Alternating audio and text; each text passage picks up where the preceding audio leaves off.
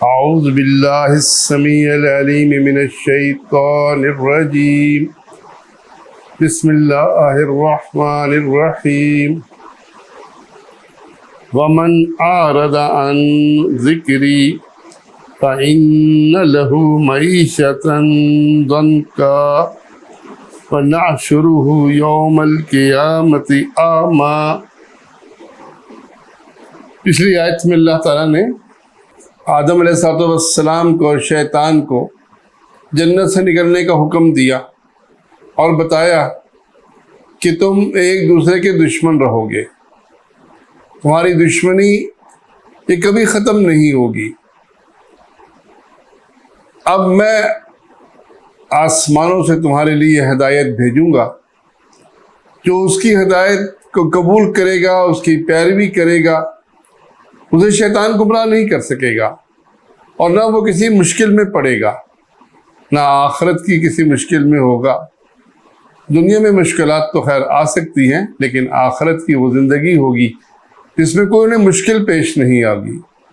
اور اس کے مقابلے میں دوسرا رخ بیان کیا کہ جو اعراض کرتا ہے کس سے؟ ان ذکری، میرے ذکر سے۔ ذکر سے مراد میری نصیحت، اللہ کی نصیحت، اللہ کا قرآن۔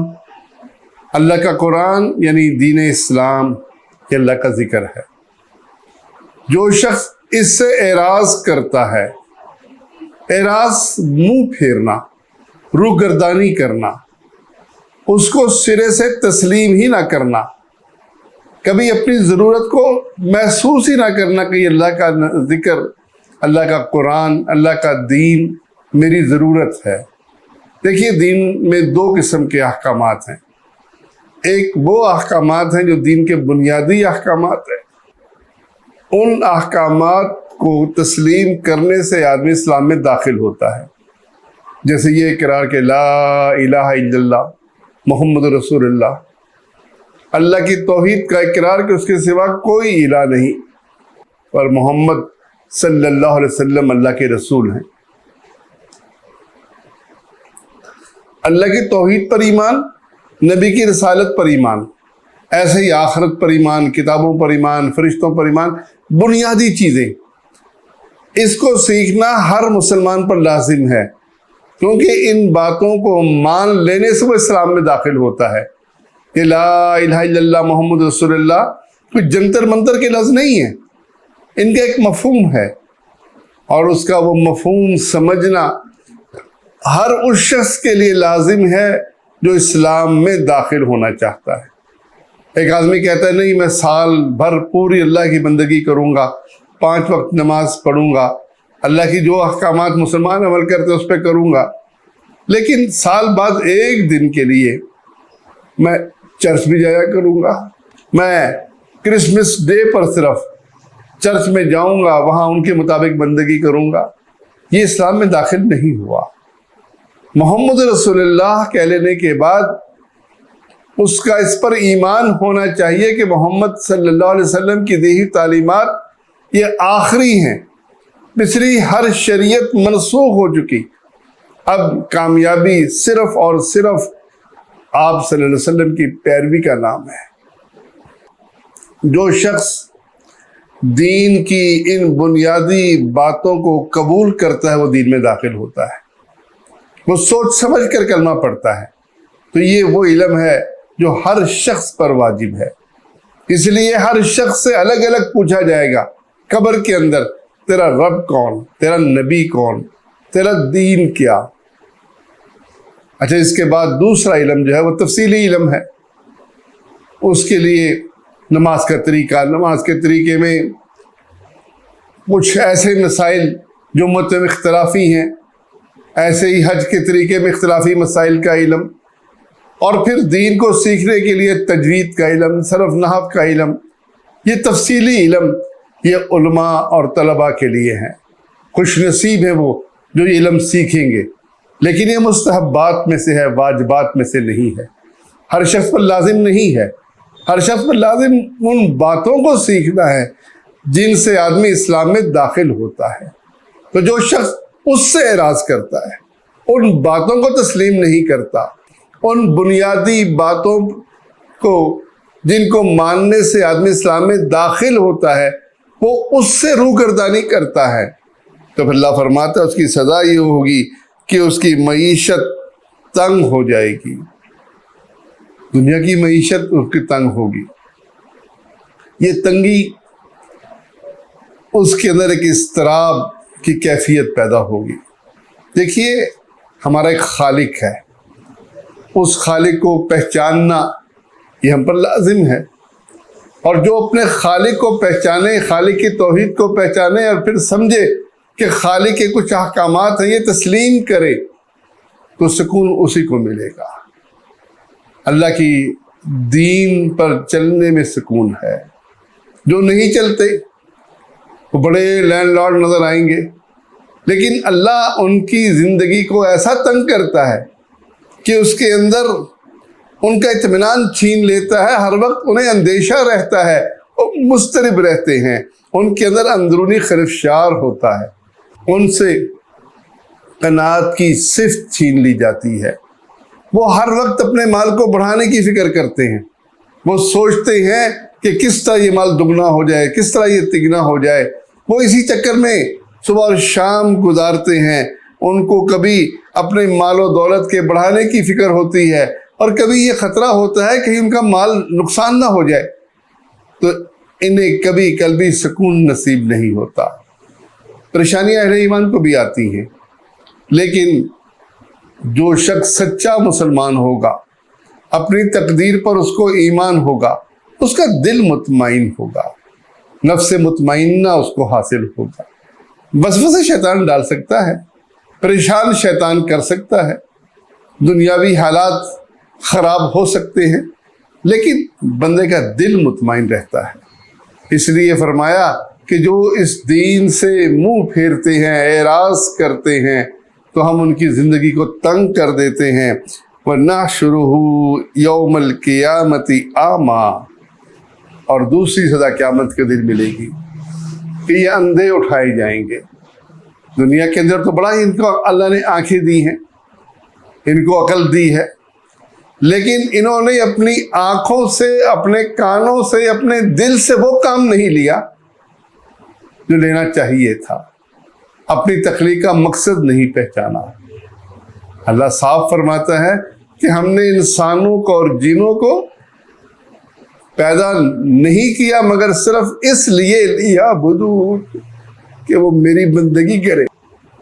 تو اللہ کی بندگی کے لیے پیدا کیا انسان کو، وہ کسی اور کاموں میں مشغول رہا، اس نے ان آنکھوں کو استعمال کیا، خوردبین بھی ایجاد کر لی، دوربین بھی ایجاد کر لی، اس نے آسمان کے اندر چیزیں تلاش کی، کون سا سیارہ کتنا بڑا ہے، چاند تک پہنچ گیا، لیکن جو اللہ کی توحید کی نشانیاں تھیں قدم قدم پر، اس سے اس نے اپنی آنکھیں بند رکھی، اپنے کان بند رکھے، وہ بہرا، گونگا اور اندھا ہو کر دنیا کے پیچھے دوڑتا رہا۔ تو ایسے کوئی سزا کیا ہوگی؟ قیامت کے دن اللہ ان کو اندھا بن کر اندھا اٹھائے گا، اور وہ کیا کہے گا؟ قال ربی لما حشرتنی اعمی، اے اللہ تو نے مجھے اندھا کیوں پیدا کیا، اندھا بن کر کیوں اٹھایا؟ وقد کنت بصیرا، میں تو بہت دیکھنے والا تھا، میری تو آنکھیں تھیں، لیکن آج مجھے نظر نہیں آ رہا، میں اندھا ہو چکا ہوں۔ اس کی اللہ وجہ کیا ہے؟ میں نے ایسا کیا جرم کیا؟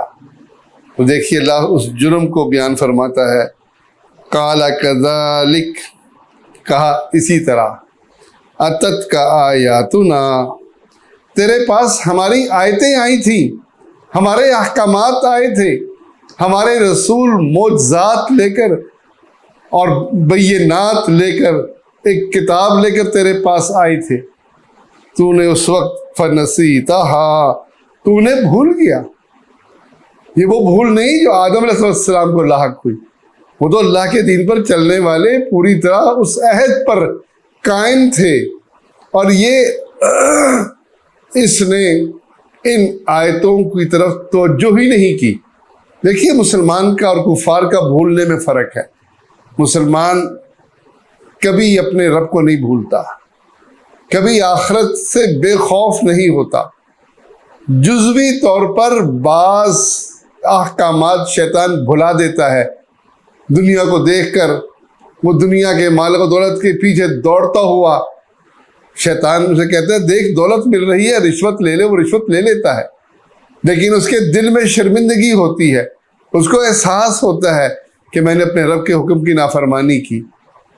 لیکن جب کافر بھولتا ہے، وہ اعراض کفر کی حد تک جاتا ہے، وہ اپنی ضرورت ہی نہیں سمجھتا، وہ سمجھتا ہی نہیں کہ میں نے اللہ کے حکم پر چلنا ہے، اور شیطان کسی ایک حکم سے نہیں بلکہ پورے دین سے غافل کر دیتا ہے، اللہ کی توحید سے غافل کر دیتا ہے اور آخرت سے غافل کر دیتا ہے۔ تو اللہ فرماتا ہے کہ ہمارے احکامات تیرے پاس آئے تھے اور تو ان سے بالکل اعراض کرتے ہوئے ان کو بھول گیا۔ وَكَذَلِكَ الْيَوْمَ تُنْسَى، اسی طرح آج ہم تجھے بھلا دیں گے، ہمیں تیری کوئی پرواہ نہیں ہوگی، تو جہنم میں ڈال کر تیری چیخیں نکل رہی ہوں گی، تو واویلا کر رہا ہوگا، لیکن ہم تیری طرف التفات نہیں کریں گے، تیری حال کو نہیں دیکھیں گے، ہم تجھے بھول جائیں گے۔ وَكَذَلِكَ نَجْزِي مَنْ أَسْرَفَ، ہم ایسا ہی بدلہ دیتے ہیں جو حد سے گزرتا ہے، جو اللہ کے احکامات کی پرواہ نہیں کرتا، اللہ کے حکموں کے لیے اس کے دل میں کوئی جگہ نہیں، اس نے اپنے رب کو پہچانا ہی نہیں، اس کی عظمت کو جانا ہی نہیں، اس نے یہ دیکھا ہی نہیں کہ آسمان اور زمین اور چاند اور ستارے اور یہ پوری کائنات اللہ کے حکموں کی تابعدار بنی ہوئی ہے۔ سورج وقت مقررہ پر نکلتا اور غروب ہوتا ہے، موسم کی تبدیلی اس کے حکموں کے مطابق ہوتی ہے۔ یہ سب کچھ دیکھتے ہوئے بھی اس نے اپنی حیثیت کو نہیں پہچانا، اپنی حیثیت سے بڑھ گیا، حد سے بڑھ گیا اور اللہ کا انکار کر دیا، آخرت کا انکار کر دیا۔ اللہ فرماتا ہے ہم ایسا ہی بدلہ دیتے ہیں ہر اس شخص کو جو حد سے گزر جائے۔ وَلَمْ يُؤْمِن بِآيَاتِ رَبِّهِ، اور وہ اپنے رب کی آیتوں پر ایمان نہ لائے، ایسا ہی بدلہ اس کو ملے گا، کیونکہ اللہ کی آیتوں پر ایمان لانا یہ تو انسان پر لازم ہے۔ انسان یہ کائنات کی ہر چیز استعمال کرے اور یہ سوچے ہی نہ کہ مجھے بھیجا کس نے تھا، مجھے بھیجا کس لیے ہے، اس کے دل سے اس بات کی فکر ہی ختم ہو جائے، وہ اللہ کی آیات پر ایمان نہ لائے، کفر کرے، اللہ فرماتے ہیں ہم اس کو ایسے ہی سزا دیتے ہیں۔ وَلَعَذَابُ الْآخِرَةِ أَشَدُّ وَأَبْقَىٰ، اور آخرت کا عذاب زیادہ شدید ہے اور باقی رہنے والا ہے۔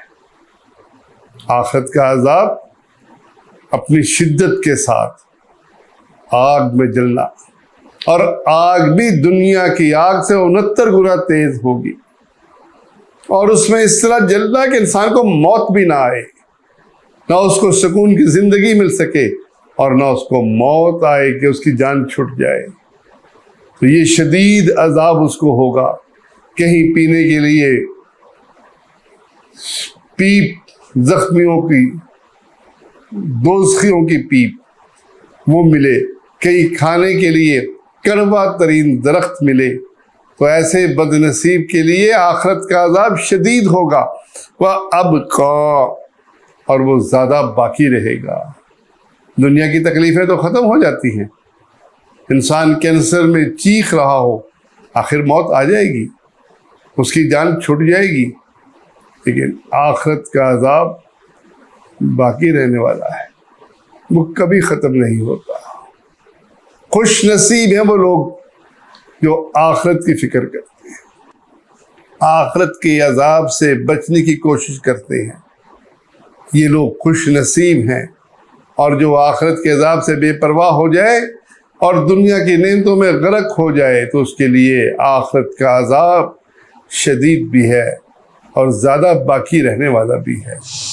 اللہ تعالیٰ سے دعا ہے کہ اللہ ہمیں آخرت کی فکر نصیب کرے، اللہ ہمیں جہنم